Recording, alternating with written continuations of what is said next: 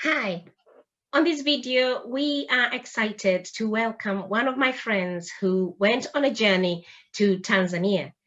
She had very exciting time over there and she is here to tell us all about it. Oh, hi. Hi, Carly. You all right? Hi, yeah, I'm good, thank you. Oh, good. Thank you. Thank you for coming into this chat this afternoon. I'm so excited to have you here. I hope what I have to say lives up. Oh, yeah. It's my first interview, to be honest with you. So this is going to be going on YouTube. So I want all my subscribers to go and subscribe to this. Everybody else out there, Curly's friends, please go and subscribe to this channel. Help us grow together. But most of all, what I'm excited about is my friend here, Carly. She's been away. You can see she's got that glow on her face. Oh, She's it's been lessening. away. Yeah. She's been away to Africa, to the sunny Africa. And I think she had a fantastic time. I don't think she wanted to come back. No. If these weren't needed, then yes, I'd still be there. Oh, gosh. Yeah. So I just want you to start by introducing yourself. That's not going to be mean to you. Just going to say, habari yako, Kali. Nzuri sana, asante. Anze kwako? Mzuri sana, karibu sana. So you can introduce yourself in Swahili or in English, whatever you want to, however you want to go. Sawa sawa. So jina langu Carly. Mimi nyumbani ni England. I think that's correct. Ingereza, yeah, that's good. You're trying. And that's about the extent of my Swahili calling. But yes, I've been to East Africa 3 times now. More recently, that makes it 4. I live in the same town as Eunice, so in the north of England, but fell in love with East Africa a few years ago now. And yeah, wanted to return last year to have a bit of an extended stay there to see what real life was like rather than going as part of a tourist bubble. And I was very fortunate, despite COVID, to be able to make that trip and also to be making a difference whilst I was there, which is really important to me, to do something fulfilling. And one of my biggest aims was to live like a local, which I really got that genuine experience. So yeah, if it hadn't been for work needs back here, yeah, I would still be there. 30 degrees versus 2 is a big pull. That's amazing, Kelly, to see that you've fallen in love with it, and especially the weather, isn't it? Yeah, it's beautiful. Even the rain. I will get my gumboots out and I will embrace the rain with my shuka. Oh, wow. Actually, you're calling it gumboots. Here in England, we call them wellies, but when you go to Africa, they call them gumboots. India, yeah, absolutely. Yeah. So, Carly, I'm so excited, for you to tell us more about Tanzania and why Tanzania. Why not, why not America? Why not, Croatia? Why not other places? But why Tanzania? When did you actually first go to Tanzania? I first went to Tanzania 2017, I think. No, Tanzania first time was 2019. Sorry, before that was Uganda, and I went to Uganda on a trip because it combined a few things. It gave me a cheap safari option. It gave me a week of volunteering, and I also ran a half marathon whilst I was there, which you will know I'm part of the local running club. So I thought, right, what a great holiday trip to do. And that was where I got my first bite of Africa, so to speak, and loved it. And I had a moment whilst I was running the half marathon of, I was just up on the top of a plane on the red soil, looking over the African lands, and you could hear the drumming of the children up ahead. And I just thought, I've arrived. This is like what I came for. Yeah. So I loved that trip, albeit that was a tourist trip. And so I sought to go back and try somewhere else. And I've been following an organisation for a couple of years that were based in Tanzania. They're about an hour from Kilimanjaro. Yeah. So when I was at school and I was thinking about what do I want to do with life, Yeah. I had wanted to do optometry as a degree to go qualify and be an optician, purely because I wanted to go to third world and restore vision, because for me it's such a precious sense. I didn't study as I should have at school, and so I didn't get the grades to do it, and ended up doing pharmacy, which has been a great career for me. It's allowed me to have flexible working, and has also allowed me to support the NHS at the start of last year as well, responding to the pandemic. And it's also allowed me to travel and use that skill. But I still had this burning desire for, I want to go to Africa, I want to see Africa. And that stems from that age of, I want to go and benefit somehow in that field. So yeah, that was kind of my pull to Africa. So yeah. Amazing. You also been to Uganda. I didn't know you've been to Uganda. But I think you've been in Africa more than I have been, because I've never been to Africa. I've never been to Uganda.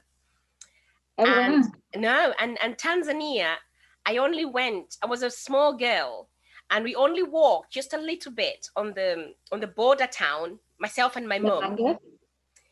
It was just a very short walk. It wasn't very far deep inside, because we didn't have any passports to cross over, but we were allowed to go and do a bit of shopping. We had gone to Namanga, which is Namanga, yeah. So which we went across just a little bit just to shop, and then we were only allowed to the shops nearby. So I never actually went inside Tanzania. So there you go. You've been venturing more than I have done. Yeah, there's a lot more to see though of East Africa. I would have liked to have gone to Rwanda and Kenya this time too, but just the COVID situation, they will always be there. I can go there again. You need to go to Masai Mara. Yeah. It's the most amazing safari. I wish I had my pictures here. I would have shared with you the pictures of Masai Mara, the migration when it happens. Yeah. I haven't seen it, but it was whilst I was there. But they passed through the corridor between the Masai and Serengeti. So yeah, very close to Arusha, where I go. Oh wow! Yeah, I've watched that. I've watched the migration. We did go in 2018. We watched the migration. You know, they came past in front of the van. It was just humbling to watch that. Something else we watched. I think it was one of the animals hunting, a cheetah hunting. That's another wonder of the world, which is amazing. But we're not here to talk about that. Let's forget about that. Let's talk about why we're here. And obviously, you know, we're going to be editing this, so we're gonna take off whatever we don't need in this. Anyway, Colleen, tell us when you went to Tanzania or when you went to Africa, the first thing or your first impression of, I'm gonna start with the people. What was your first impression? You know, when I'm allowed to say this, that you're a white person and you're there with the black people, Mzungu. So what was your impression of the people? Super friendly, super friendly, and smiley. And I mean, the memory I have in Uganda was of kids running alongside the car. You know, they were playing football in a field and they just quit what they're doing because they're like, Mzungu! And so they run alongside. They just want to say hi. And there was none of this. There was no expectations. There wasn't any of that. But it's people. What I love about them now, particularly from my experience most recently, and definitely living amongst and building some relationships with foundations and things like that rather than the surface relationships you get, is that people do things from their heart and because they feel it's their responsibility, and they have a lot of respect for each other. And that's really nice to see when you compare that to some of our societies here. They're very supportive of each other. And yes, a lot of the time there is, you know, money's involved, but if it's a friend to a friend, they do it because they're a friend, and they feel obligated to, but because they want to. And yeah, I remember having a conversation with one person, and I said, you know, what do you want out of life? Where are you going? And they said to me, oh, I want the good life. So I was like, oh, okay, here we go. What does that mean? You ask somebody that question here, and it would be a yacht in the south of France, a villa in Portugal. And I know. yeah, his response was, oh, well, it's a roof over my family's head and food on the table. And that's what they want. That's it. And they yes, they strive to better themselves. I'm not saying they're complacent with that, but that's their hopes, and that's what would make them happy. And I saw a sign on a wall in Uganda, and it said, some people are so poor, all they have is money.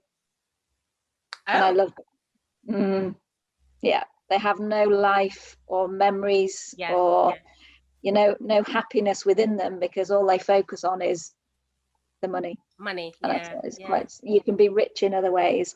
And that's what I like about a lot of the people there, is that they're genuine.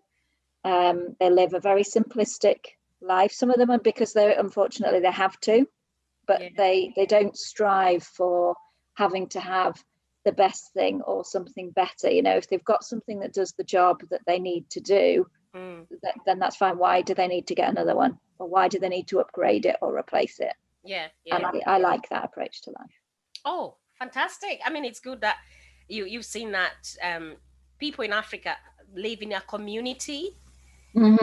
They tend to have this kind of like a bond, like it's not I, it's we, like a community.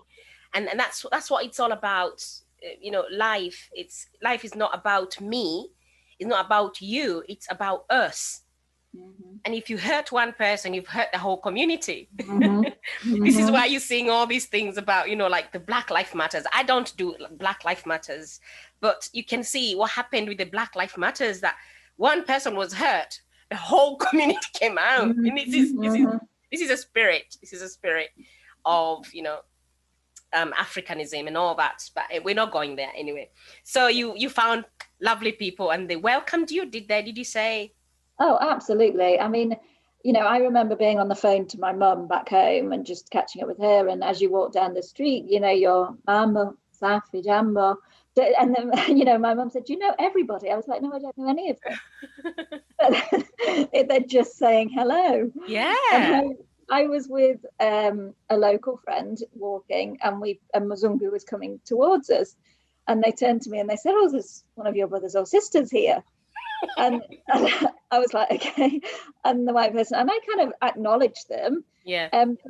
He stopped, as in my friend stopped, and said, why did you not chat to them? I said, because we don't. You know, we're not the same as you. You are so welcoming. You're so, well, everybody is here. You know, I'd be walking up the hill to my house and the car would stop to say hello to me and how are you and where are you going? And one lady, she was a pharmacist, actually, but no, she wasn't. She ran the pharmacy on the hill. She was a retired nurse. And she just said to me, if you ever need a car one day to go into town, if I'm not using mine, you can use it. I'm a stranger to her. And she just offered this. And it's just wow. Super kind. Super kind. I can see that's the reason why you want to keep on going there. Yeah. People are lovely. And of course here, I love being here as well, because as you're saying about people stopping and saying hello, in Africa, you know, there's a saying in Swahili. They say, pole pole, you know, like slowly. There's no rush. And then they always say, there's no rush in Africa. I don't know whether you've heard this thing. That's why people will meet you in the street. They will stop there. They will chat to you until you're thinking, well, you're not supposed to go to the market. You know, we used to laugh at my mom, because sometimes she used to have a friend who comes home to say hello. And then this friend comes to say hello. She'll have a cup of tea and then they'll be going out. And my mom will say, I'm just going to see this lady off at the gate. She sees her off to the gate, but they carry on talking. She carries on walking towards her house. They get to her house. And then they get to her house. She has a cup of tea. This lady says, I'm going to see my friend off. They're like a yo-yo. It's a There's cycle. no time agenda, is there? it's not important. Time is not important. But Yeah. that does mean you have to be flexible with yourself. Not like my mom. And I'm sure she'll be watching this video, and I'm not offense, and she understands that sometimes she used to say to us, I'm going to see Mama Kali. You know what they mean, Mama Kali? I'm going to see her for briefly 2 minutes, and then she'll be there half an hour, and then she'll be coming back, you know, like, anyway.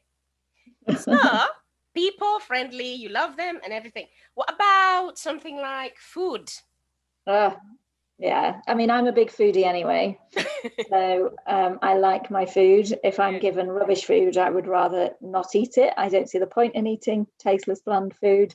And that's maybe me sounding a bit too privileged in that regard. But given that, I was cooking local ingredients, maybe in a Western way, but I was buying from the fruit and veg man at the end of my road. Yeah. You know, in his little wooden hut. I'd get my maziwa, my milk, from the shop down the hill where the cow had just delivered it. Just so I'd be pasteurizing it at home. And that's what I want. I don't go there to go and find the Western supermarkets. Yes, granted, you know, there were things I missed. I missed proper rock salt. How can you miss salt? But I missed salt. But, you know, I used to eat a lot of meat. I used to say that I haven't eaten if I haven't had meat in my meal. But now I'm at home, I'm having maybe meat twice a week. That's it. And that's because I've become accustomed to eating the foods that are more easily obtainable there. So your vegetables. So I have a lot of mboga, so squash, and nyanya. Nyanya, you know Swahili, you. But I am missing my embe a lot. And nanasi, they are just not the ones from the tree, the actual one from the tree. And passion. I used to buy a kilo of passion for 5,000 shillings. So what, £1.50 maybe? I just went into Marks and Spencer's and they want £1.75 for 2 passion, not a kilo. 2. Did you run out? Did you run out? I was like, Habana. So but no, that's me making food at home. But otherwise going out and having chipsy mayai or ugali and kitamoto. Chapati. Love it. Chapati. Oh, I love chapati. I had one chapati one time. Yeah. And they'd put egg and meat inside it. So baked it with it. I know. I was like, I've never had that one. This is not a chapati, but this is good. What was that? Well, they called it a chapati because I said una chapati and she was like, yo. So I said, okay, moja. And it came, but it had things inside, but it was super tasty. I had my pili pili with it.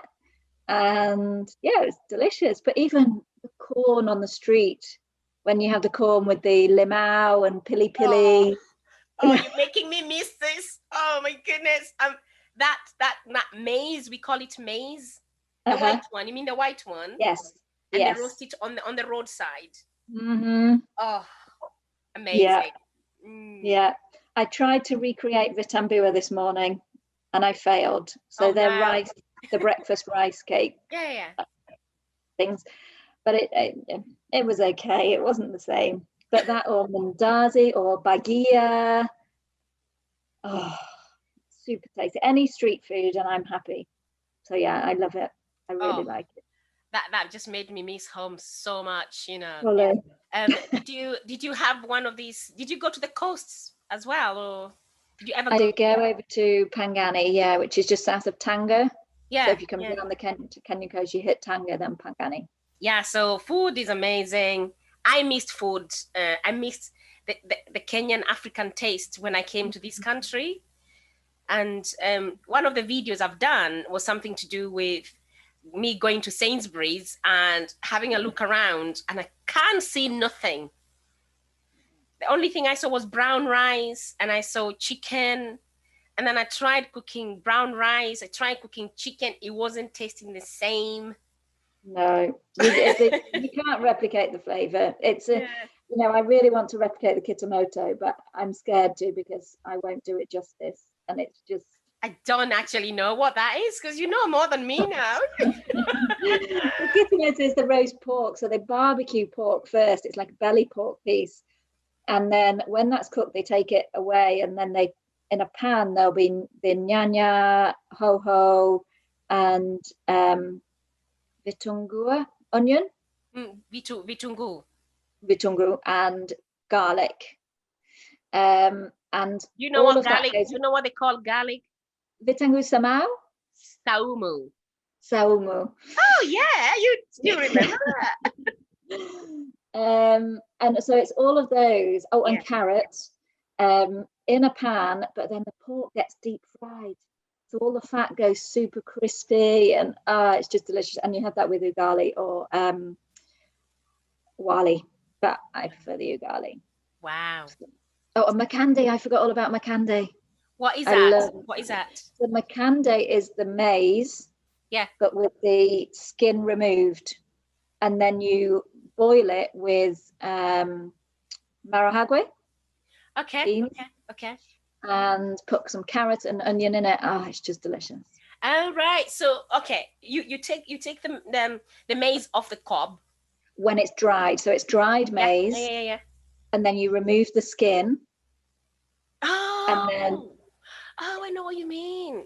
So white ugali flour is made from the maize kernel where you've removed the skin. Yes. Whereas for me, the better ugali flour is when they mill the makande, the dried corn maize kernel with the skin on, because you get more texture through your ugali then.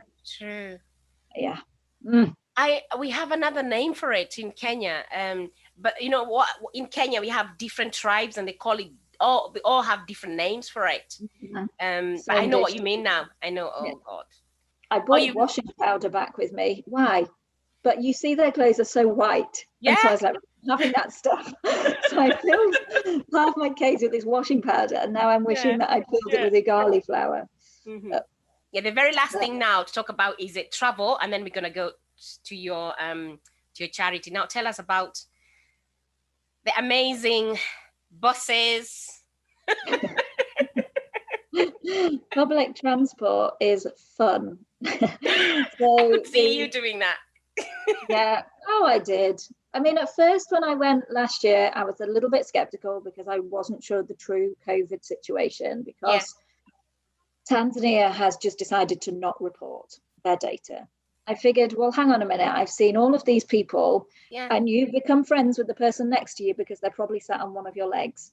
But they came in and they all use this transport. And I thought, well, there cannot be COVID here. If we're going to the Sokoni market like we are, and we're getting the dollars like this, there cannot be COVID because I don't see people getting ill. So I rode a dollar, but I chose well. I took one that was empty with the front seats. So I was sat up with the driver on the first one. Oh, wow. Yeah. But by the time I left, I was on the back seat. I was holding people's children because they get on with their three kids and they can't hold three of them, so you take one. I had one mama who was in hysterics because there was a Mzungu on her dollar. Oh, wow. And she just thought it was hilarious. So she just laughed the whole drive. I've done the standing halfway out the door when it's too full, but super cheap. And you know, I had some great conversations on the dollars. Which is now... Picky? Yeah, Piki is now the most common one now. I mean, people ride on it. But I would ride those quite often. Yeah. I would ride them quite comfortably at the beginning. Yeah. But then when you have a bad picky driver, it can put you off because they don't see hazards. They don't see danger. They will go between the two lanes of traffic. Yeah, they do that. So if you're late, then maybe picky is the way forward. Or you get on one and you say pole, sour. Pole, yeah, pole is a thing. I got in just once, and I hated it. It's the speed. It's that thing you're saying about they don't care about the hazard. They just go, and you're thinking, I'm fine with matatu when I go there, obviously, because obviously I'm them, and I know how it is. Sometimes I can't bear with the music in the matatu. Yeah, it depends which ones you get. Or I've just sat and observed quite a lot of the time in those and just watched people interact, and they just chat to whoever there is, or they come on with their big bags after they've been at the market, and you're thinking, where's that going to go? or once I was like, what is that noise? And then I saw this boy, he'd actually got on with about 6 chickens in a box.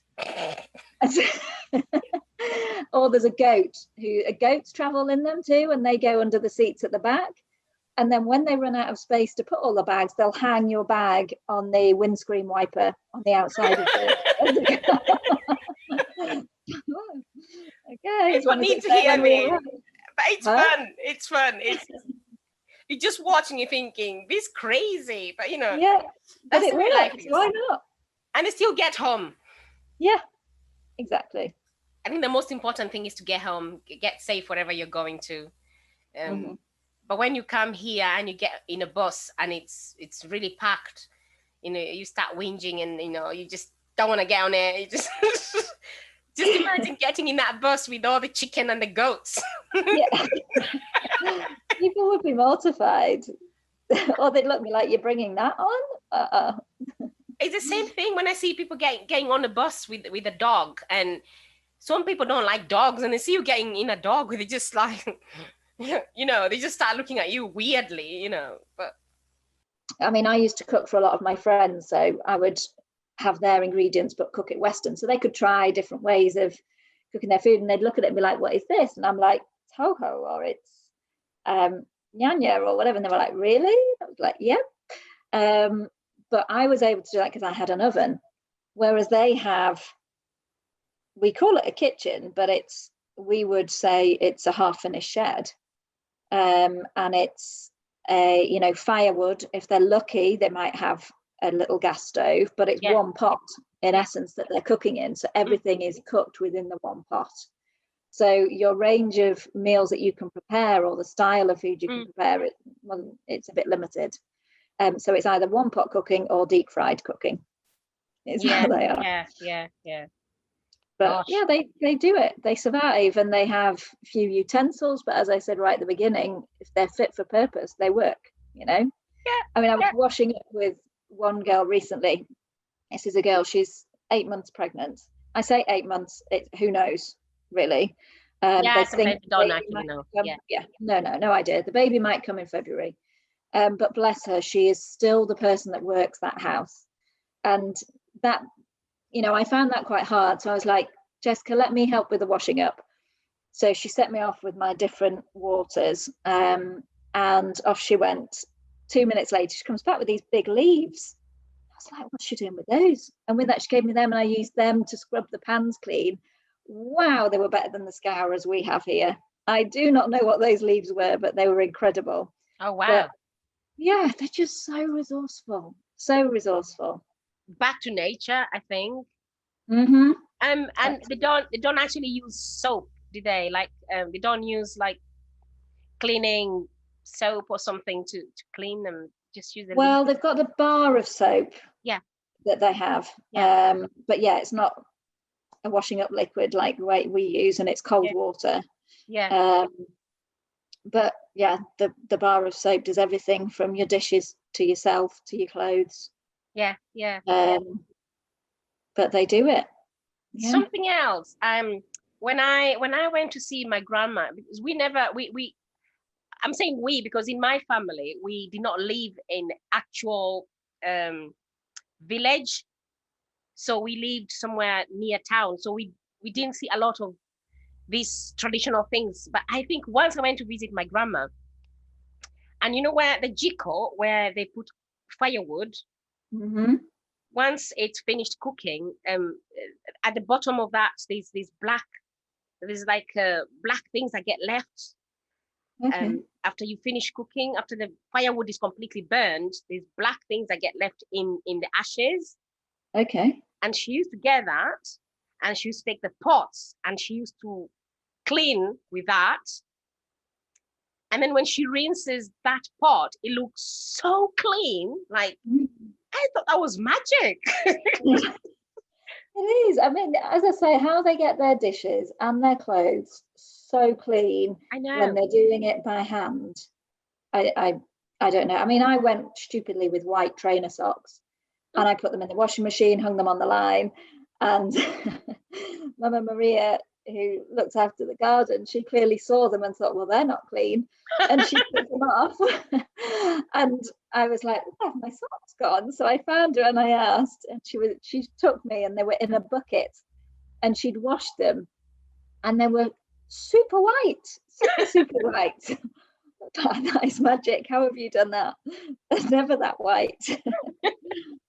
Anyway, amazing. It's good to hear that you have, and you've had a fantastic time in Tanzania. And Yeah, you know, it's all these things that you feel like, ooh, you want to go back and experience that life. Thank you for watching this first segment. On the next segment, we are going to be very, very excited to listen again to what Carly actually does when she goes to Tanzania. So please join us next time as we carry on with this journey of Carly to Tanzania.